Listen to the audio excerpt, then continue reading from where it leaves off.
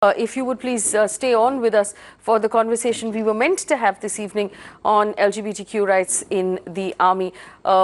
This is moving very quickly on to the conversation that we meant to have tonight at 8 p.m. We have the army chief who's decided or who has made a controversial statement saying that the army is conservative, that the army has no room really for the LGBTQ community. In the army, we cannot accept it. That was a statement that he made. And while I've had several conversations with members of the armed forces who have confirmed what the chief has said, the fact that the army is in fact conservative, that the army functions as per laws that were written by the British. And the British wrote laws for us specifically to do with the army for two reasons. One, because it was reacting to what it called a mutiny, what we call the Sepoy Revolt back in the late 1800s. They wrote laws to sort of ensure that their seniors were followed, that orders were followed. They were also very Christian laws. And in those Christian laws, they say that unnatural behavior will be punished. Now, these laws, apart from several other instructions, were ratified by independent India back in 1950. The question that we're asking is this: is it time to start relooking at these laws? It is going to be a long process. It is going to be a difficult process to modernize the thinking of the army. But should we make a start? That's the question I'm asking this evening. Joining me on the show, Harish Iyer, LGBTQ rights activist, Sanjay Hegde, senior advocate with the Supreme Court, Anand Gurumurthy, spokesperson for the BJP, Brigadier V. Mahalingam, retired army officer and defense analyst, Anand Grover, senior advocate with the Supreme Court, who's been a champion for rights, equal rights really in the country. Major General P.K. Sehgal is a defense expert as well. I welcome all of you to the conversation, and I'll start with the representatives of the defense. Major General Sehgal, I'll start with you. What is your stand really on the matter? Do you believe that we should make a start and re-look at some of these laws? There'll be a lot of time for this to be re-looked at. Today there are 195 countries in the world, except for 18 to 19 countries, all of which are Western countries. No other countries accepted LGBT to be part of the army, which means most of the humankind is conservative. As far as the army is concerned, there will be huge problems of acceptance, management and discipline. And I think till such time the society is prepared for this, we cannot weaken the most professional or most strongest pillar of the Indian nation, that is the Indian Army. I had, before coming to this studio, spoken to 4 commanding officers who had served under me, and I asked each one of them their views. Overwhelmingly, they said there will be massive and mega problems of management, discipline and acceptance. The Indian Army draws its manpower from various castes, various creeds, various religious backgrounds, various sensitivities, various ethnicity. 99% of them are not prepared as of today to accept them. Even if you notice, President Obama, when he was the President of America, yes, he went flat out to ensure that there was absolute equality. But yes, President Donald Trump has been ambivalent. So even in that society, their question once again is a doubt. Trump has gone on record to say that he will not entertain LGBTs at any cost. And at times he's been making absolute opposite statements. So except for these 18, 19 countries that I've indicated, rest of the world has not been not accepted this thus far. Okay. As far as our country is concerned, there are some.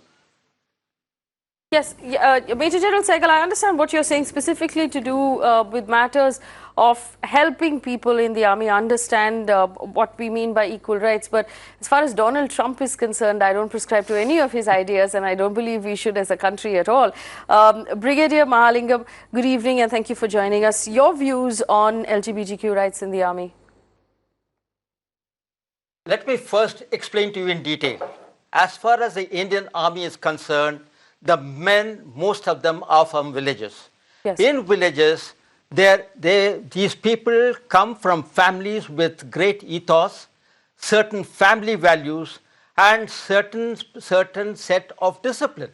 To them, this LGBT word, in fact, in villages, they don't know what it is, and it will be a blasphemy.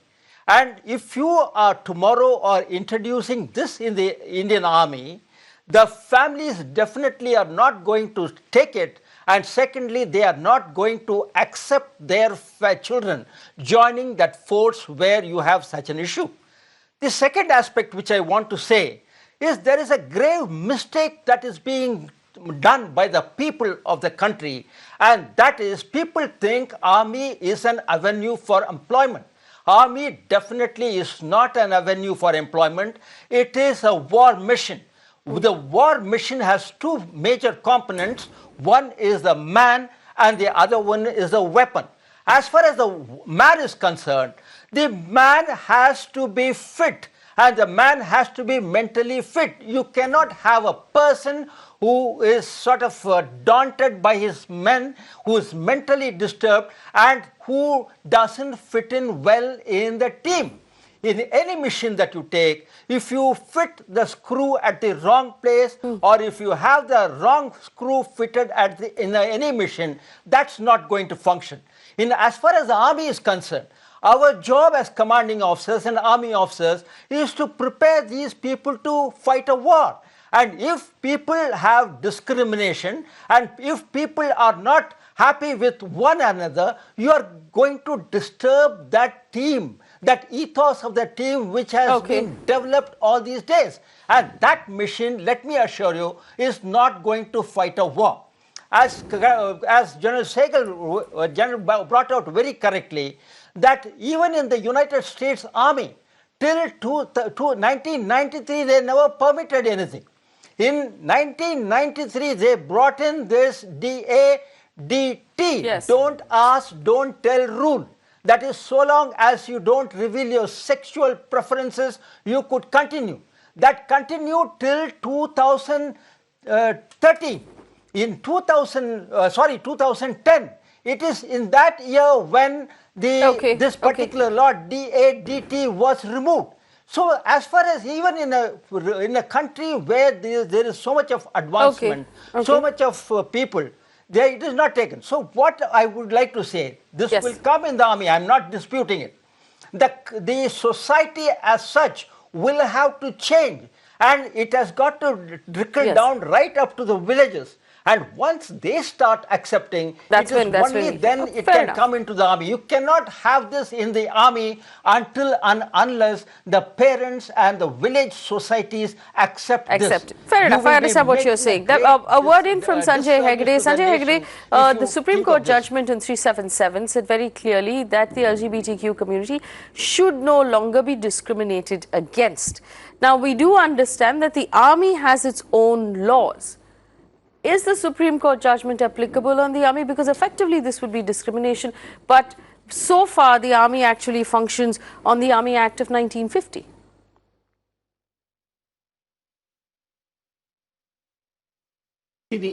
Unless and until the Army Act provisions are also struck down in accordance with the other judgments of the Supreme Court, somebody in the army would be technically right in denying some people with these sexual preferences admission into the army. And both the army men have spoken. There is more than all this thing about boys coming from villages and all that. There are sometimes emotional factors which could hamper operational situations. That seems to be the argument. But armies also have to modernize with time.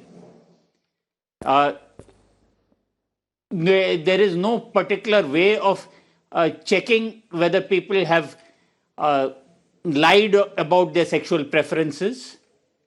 The only thing that the army can actually take action as long as with those provisions is after the fact. If somebody is caught in a particular compromising position and if it violates the Army Act somehow, maybe disciplinary proceedings.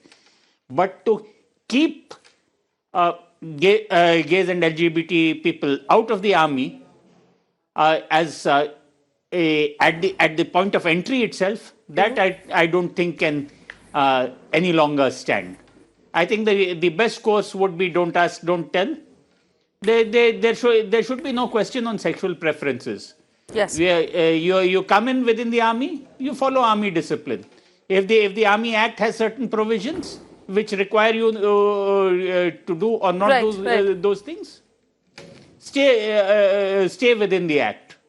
Right. I have a question for Mr. Anand Gurumurthy, who represents the BJP. Mr. Gurumurthy, Shri Jagadambika Pal is an MP, tabled a bill in Parliament which didn't pass, called the Armed Forces Law Amendment Bill. And the amendment that he suggested was basically to apply that consensual sexual acts committed between adults, whether of the same gender or different genders, will not come under section 45, 46 and 63 of the Act. What is the official stand of the government and of Parliament about amending the Act to to allow sexual preferences?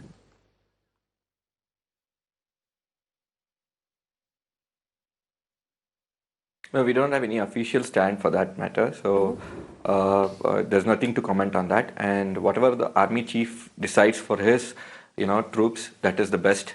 Because the army is the war machine, as the brigadier said, and we should not disturb in anything related to that. So if he decides to, go ahead and implement this in future, that will be his decision. Whoever sits there in that position, I don't will be believe their decision. Mr. Gurumurthy, BJP as a political party, we are for equal rights and we are for LGBT rights, but that doesn't mean that we'll in any way, make this a political thing and no, that was not my question. My question is this: because the army chief knows his troop well. And one more thing, I just want to make my statement, Faye, please. Yes. See, army works in some of the most hostile regions, okay, and there is very minimum access to even toilets. Okay, and so the troops have to understand and need to be trained on so many other factors, and you cannot mix everything into everything. So we have to understand what the army chief is telling. He's trying to make a statement saying all right, that so there are certain that was I understand and we have to understand that. So this will not make my this question political. to you, since you're not going to listen to the question, I'm going to ask it anyway.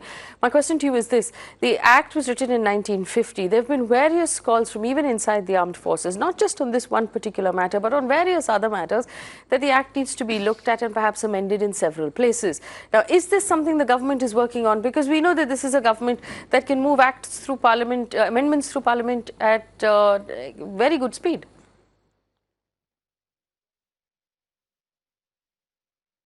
See, there should be no discrimination is a clear thing, and that's what the Supreme Court has told, and that's what we respect. But if the army chief, with respect to the way he runs the army, if he has certain concerns, then he is free to take a decision. Please understand this. The army chief is supreme in the matter of running his troop, and his word is the final word there. So we don't want any politics in this. We respect his word. That's it. Okay, all right, fair enough. Harish Iyer is a very prominent LGBTQ rights activist. You fought this on several levels. I completely understand what Major General Saigal and Brigadier Mahalingam told us, and this is also what I've picked up from several other conversations I've had today.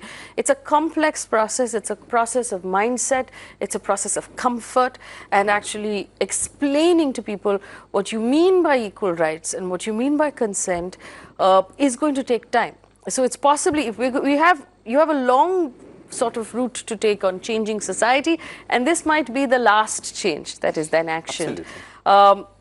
But do you believe that it's time to at least make that stand? Would there be members of the LGBTQ community, as per research, already in the army? That's precisely my point. I mean, we are assuming that there are no LGBT people already in the army. There definitely would be, because in any population, research says that around 7 to 10% of any population could be not heterosexual, which simply means that they could be from the LGBT community.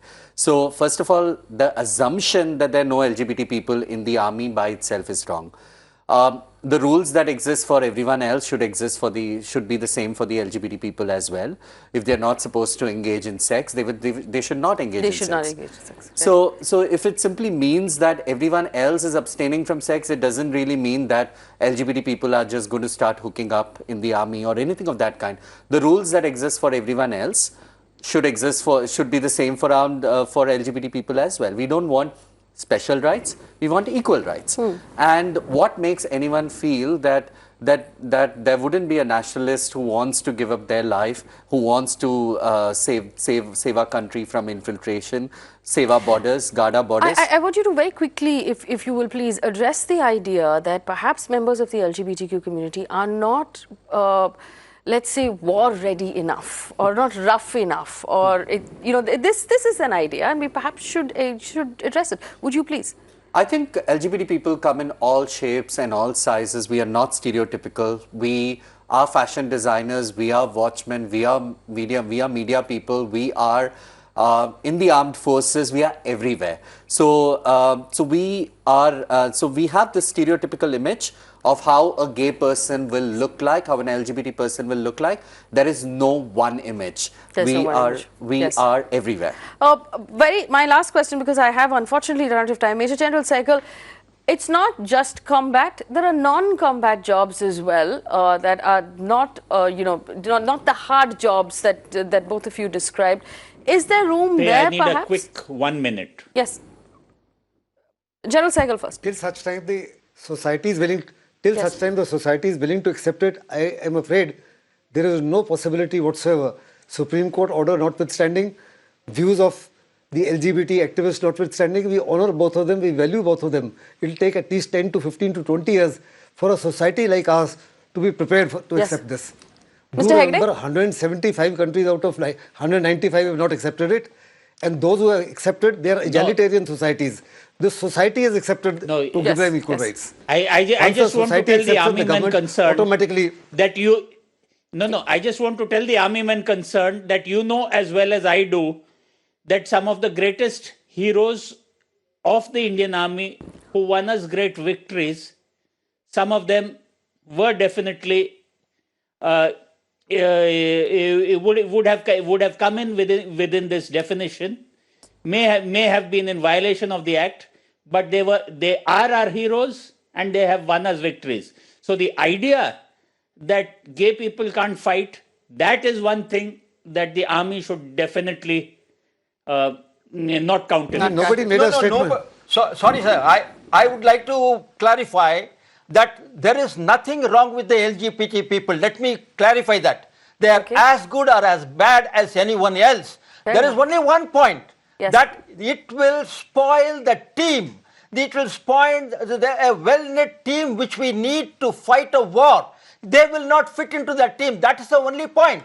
And secondly, if you permit entry of these LGBT into people who won you your greatest victory into the army, and when there is consensual sex is permitted, if two people living in the barracks decide to have sex, can you sort of say no to it? So, I mean, we have to be rational. You have to see the army's point of view from war fighting. Don't take my word for granted. All right. I understand the point. I understand the point you're making, and I respect the opinion. Discrimination. Do you want to very quickly? Fit into the yes. team? Do you want to very quickly respond to this? I firmly want to say this one thing, that whether it's LGBT people, whether it's anyone else, I think the rules that apply for everyone else should apply for us. It is not that it's the same mindset that if you leave a guy and girl together, they both will be fooling around and they will be making babies. Okay. That doesn't happen in real life, and that's the same rule should apply to LGBT people as well. We need to trust people and we need to be vigilant. So what you're saying in response to Brigadier Mahalingam is that if there are people in a barrack, that doesn't mean they're just going to sex. Okay, that they're having sex. All right. So let's actually take a look at this. This is what this tells us very clearly, is that we have a long way to go. And the Supreme Court has taken the first few steps and given us a start. But as a society, we have to do the work. And we have to do the work in schools, in colleges, in our homes, in our building societies. We have to understand the community. We have to amalgamate the community into mainstream society.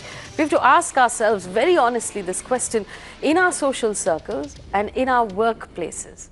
How many members of the LGBTQ community have we included before we ask the army to include them? every one of us must make that step. If you believe in equal rights, and I know you do, you must start making those steps. Befriend them, include them in your social circle, include them in your workplaces, and that's how we will create a society that is more and more open. Thanks for watching.